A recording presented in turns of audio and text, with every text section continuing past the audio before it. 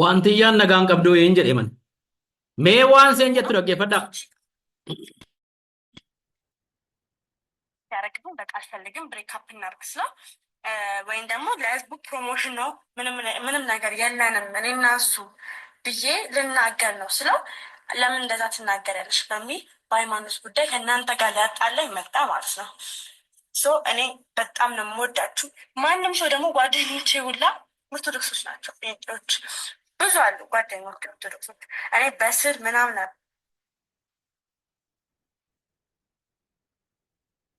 የተለያየ ነው። እሱ ቺት አርጎብኝ ነው እንጂ ምንም ነገር አርገን አይደለም የተለያየ። Mee dhaggeeffadhaa amantalli kuni dura waggaa lama dura ani namatu manatti akka tasaa utuun hin barbaadin humnaan na gudeedee jennaan mucaan garaatti naaf ta'e naaniin ulfaa'ee intala da'ee jetteeti EBS irratti dhiyaatteeti EBS irratti dhiyaatteetu ummanni keenya garaa laafee fi namni baay'een gargaaree ummanni Eertiraatuun hafin ummanni amantaa kamiin keessaayyuu mucaa kana deeggaree jechuudha.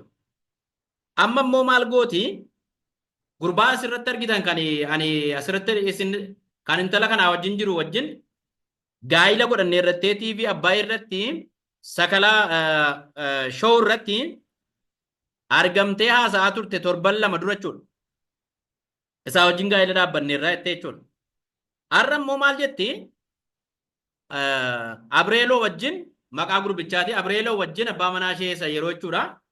Adda adda baanee irraa kan jedhu sababa kaati. Inni maal jedha?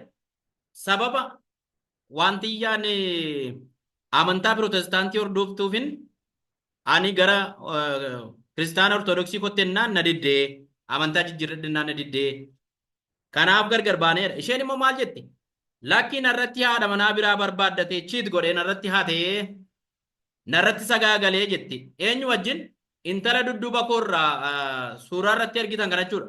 Intala kanaa wajjin sagaagalee tennaan inni dhiisee jetti. Amma gaamee siluma isaa jirri kun gaa'illi isaan dhaabbatanii gaa'ila sirrii miti jechuudha. Maaliif?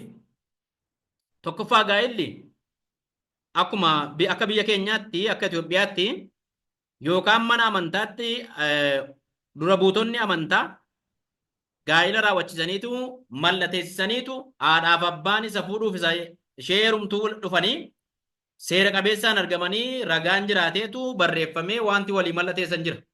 Walii galtee gaa'ila. Yookaan mana qopheessaa dhaqaniitu mazzagaajaa sana dhaqaniitu bulchiinsa magaalaa dhaqaniitu guca guutamu jiru achirratti guca haati manaaf abbaan manaa guutan sana guutanii wal fuudhu. Sun waan seera qabeessaa jechuudha. Yookaan jaarsoliiti yookaan immoo jaarsummaadhaan akka aadaa keenyatti jaarsummaadhaan jaarsoliin ergamaniitu warri isa fuudhuuf warri ishee heerumtu walitti dhufanii wal fuusisu waan walii mallateessanis qabu jechuudha. Amma kun kana sadan keessaan qabu. Eessarratti wal barani? Sooshaal miidiyaa TikTok irratti wal barani.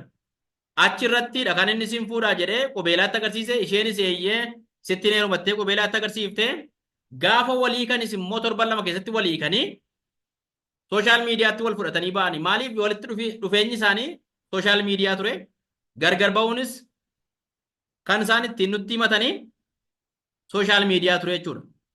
Warra kaaniif dhaamsan qaban shamarran keenyaaf dhiirota keenyaafis adaraa safuu uummataan cabsinaa.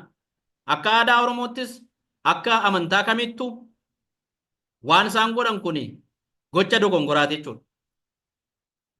Maaliif? Tokkoffaa namni wal fuudhee torban lamatti addan ba'u fuudhaaf heerumni sun iyyuu immoo seera qabeessa miti. Waan isaan namaan galu jechuudha. Kanaaf intalli kun rakkoo guddaa keessa jirti. Gurbaan haadha manaa argate. Intala dudduuba kooti argitan kanaa wajjin keekii muruusaan. Siluma isaa wanti jalqaba bade odhaan jalqaba badaa jedha Oromoon gaafa mammaaf.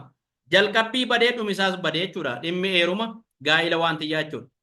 Waan akkasii rabbi nama oolchu waantiyyaan gurbaa kana ilaalchisee imimmaan ishee boostee himachaa jirti.